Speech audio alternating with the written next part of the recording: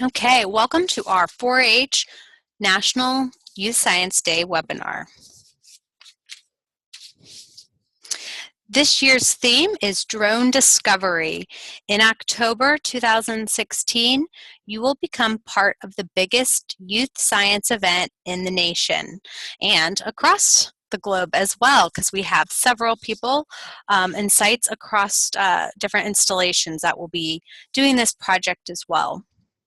During this year's challenge, you will explore how drone engineering and remote sensing can be used to solve real-world problems. So today we'll go over the experiments that are in your kit. Keep in mind that there are options and modifications that can be done to accommodate your site's needs. In the facilitator's guide, there is suggestions of activities depending if you are interested in doing the full challenge, a short and sweet challenge, or a low-tech challenge. So you'll kind of see that depending on age, depending on time, depending on what your technological needs are, you can really take different parts of this activity and shape it to your site.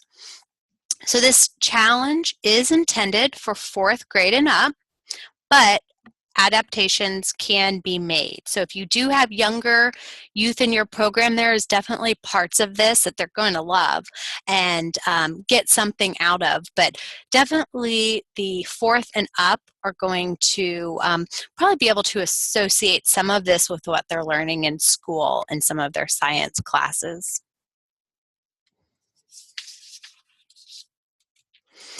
So we are going to talk about the takeoff. Choose your drone adventure. This is the first part of the experiments. There's different steps of the experiments that kind of build upon each other. So let's go ahead and get started. This first part is takeoff. Youth will have some hands-on activity to learn about concepts of design and the difference between rotating wing aircraft and a fixed-winged aircraft. So we're going to go ahead and take a look at a video from National 4-H. So let me put my video up.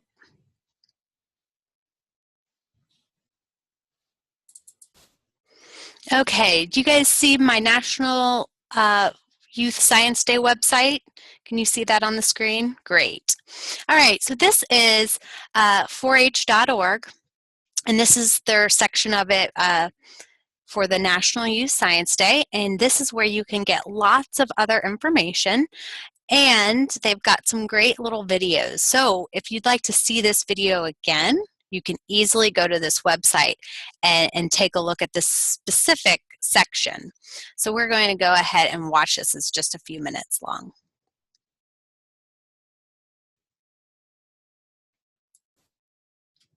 Oh. Yes, I just wanted to make sure.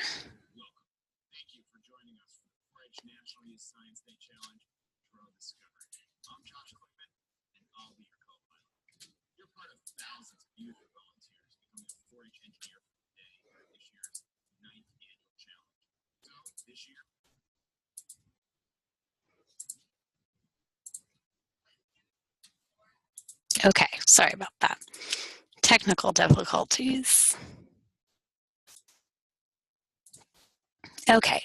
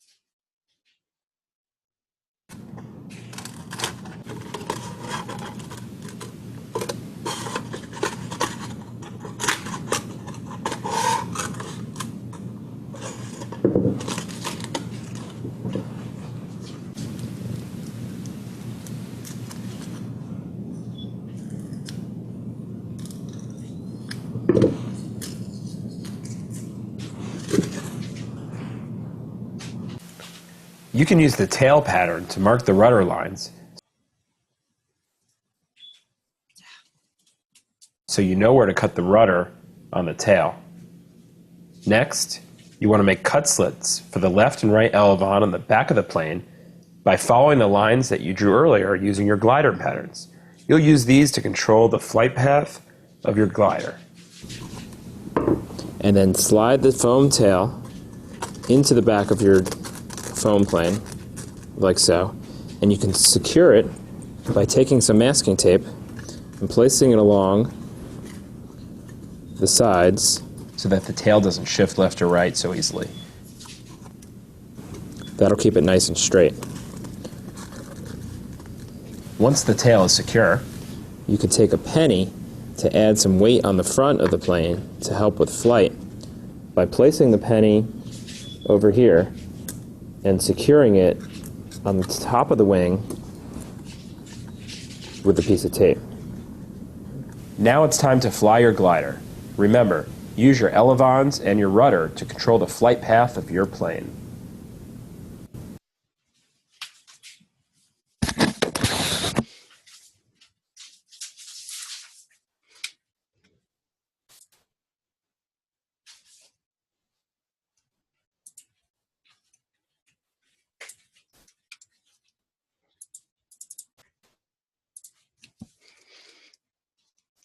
Okay, so that is the first part.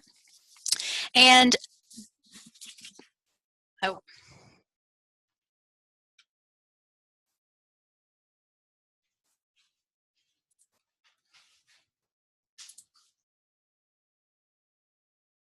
oh, all right.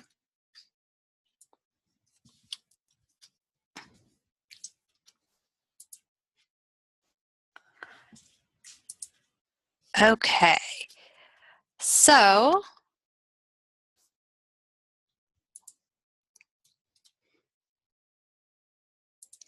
let's go back to our screen here and we'll talk about that part of the experiment.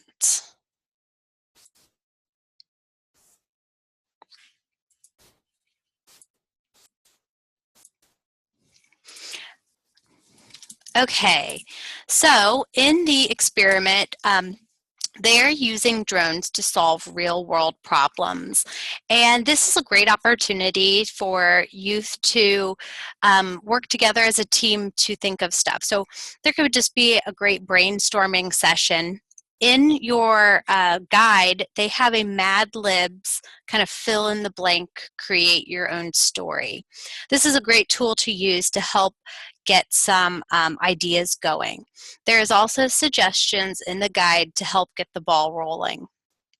Some other tips for this particular activity is some safety tips. As you saw in that video, they did illustrate how how the gentleman showing us the video was being hit in the face with the prop copters. So that is definitely something that is you should think about. So I would suggest doing this outside, or if you have a large gym space or a large open area, that would be safer to fly the gliders and fly the prop copters. So those will be a lot of fun. And during that, the kids are hopefully learning concepts about drag, lift, the parts of the planes, and how they could better their prototype in this section. So this was a lot of fun. We did this last week as a live training, and the participants were able to do the activities, and even the adults were having a really fun time flying these paper or the prop copters and the gliders around. A suggestion that would be helpful is if you're working with younger youth and they just don't have that fine motor skills to cut out the template, you might have some of these available so that they don't have to use the cutting. You might also use teens or older adults to help with the younger youth. That's always a great option as well. Teens can be great teachers, and they could take the role of helping the younger youth learn these concepts. but you might also want to just have some of those extra plates, extra templates in case they break. As you can see, a styrofoam plate could easily get broken in half, so they might need some extras for trial and error. So now we're going to talk about the foam drone. This is that one big airplane that is in the kit.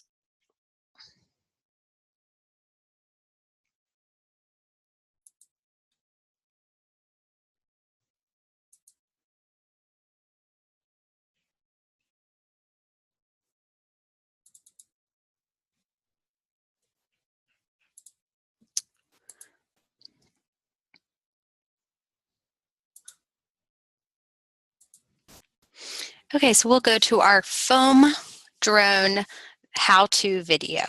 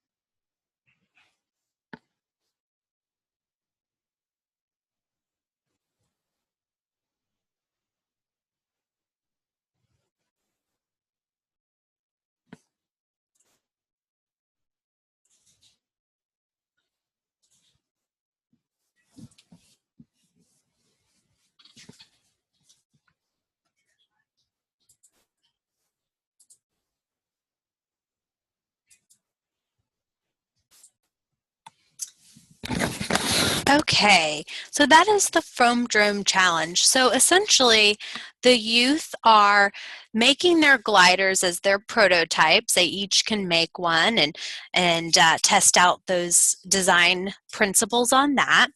But then, as you notice in your kit, you only have one of the large foam drones.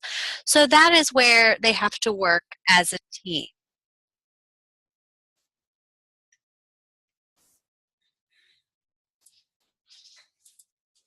Okay.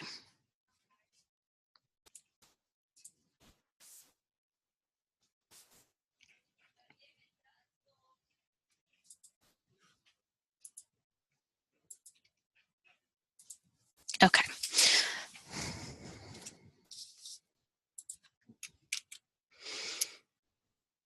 So with the foam drone, just a few things that might be helpful is let me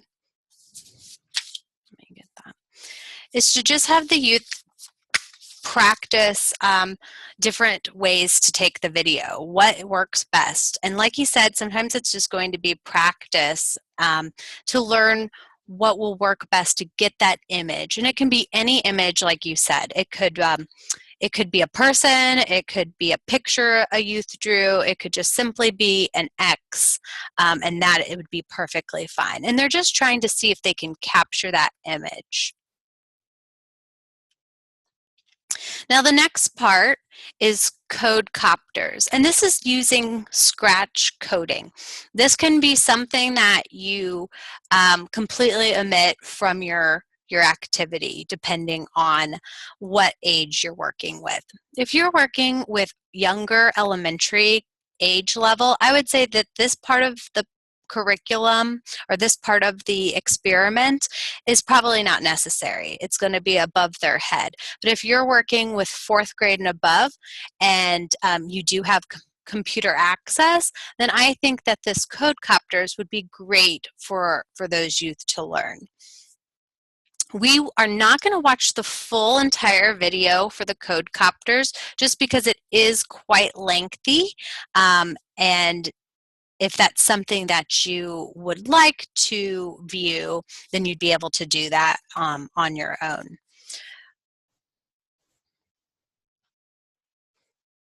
So we'll just briefly go over it here.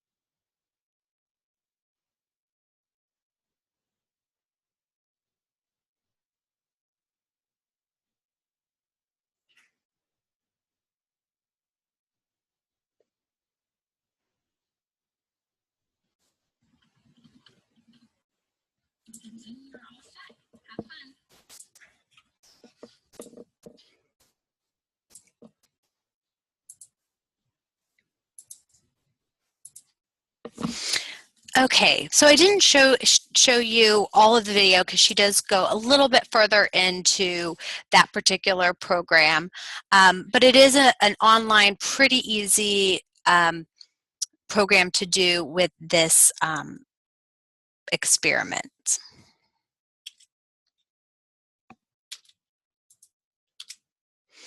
So with any activity that we do in 4-H, we use the experiential learning model. So first in the experiential learning model is the experience, and that experience is the activities and the experiments in the drone discovery. Throughout the experiments, we are hoping that you are asking share questions, processing questions, generalization questions, and application questions. Remember to use the experiential learning model when conducting the experiment. This is what's going to take it from just a simple paper airplane contest to a STEM learning experience. A great resource for any STEM activities, but also great for this drone discovery activity, is clicktosciencepd.org. This website has some really great stuff for STEM learning. So if there is staff members that just don't have a STEM background or they want to learn more, this is a great place to come. There's free online and on-demand webinars in the STEM areas, and here are 20 skills to make STEM click. So one in particular that I think is great is asking purposeful questions. That's how you can really make an activity with just simply using some paper, airplanes and some foam drones into a really great STEM activity that kids can connect to. So I will just leave you with that, clicktosciencepd.org. So if you would like to get additional training in the STEM areas, this is some great, great resource here.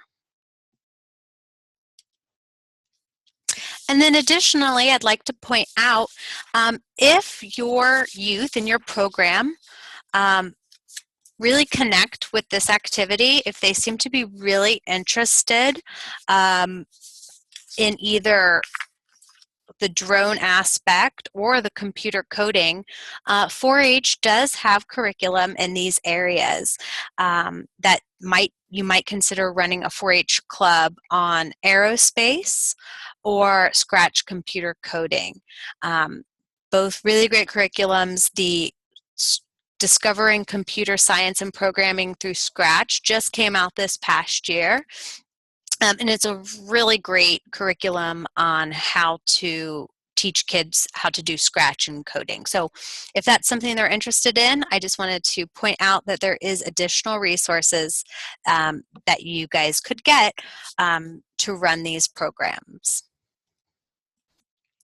All right, reporting needs for National Youth Science Day.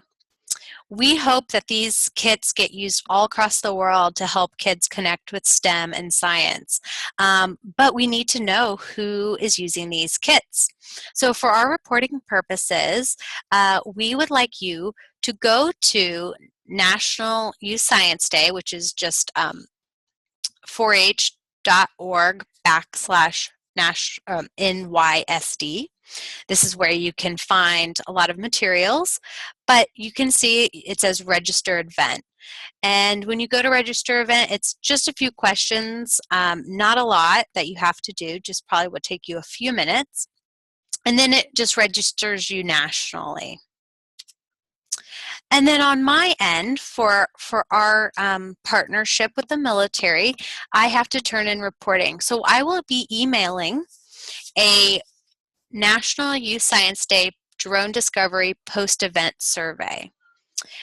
This helps us with our reporting needs, so please have the staff member that's leading the experiment fill out this survey. It will ask about reactions from the youth And we also would love to see photos. So don't forget to send us photos of your event. If you do use Facebook, you can always tag us on your Facebook. We are at Military 4-H Pacific. Okay, so I'm going to go ahead and unmute everybody here. And if we have any questions, then we can. So.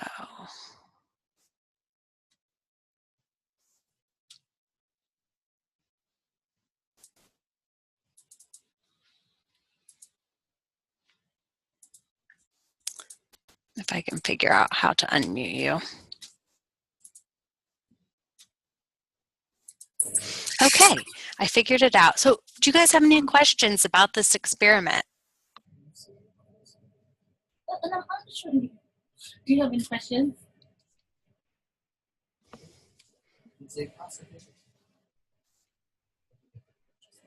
Oh, yeah, you're right.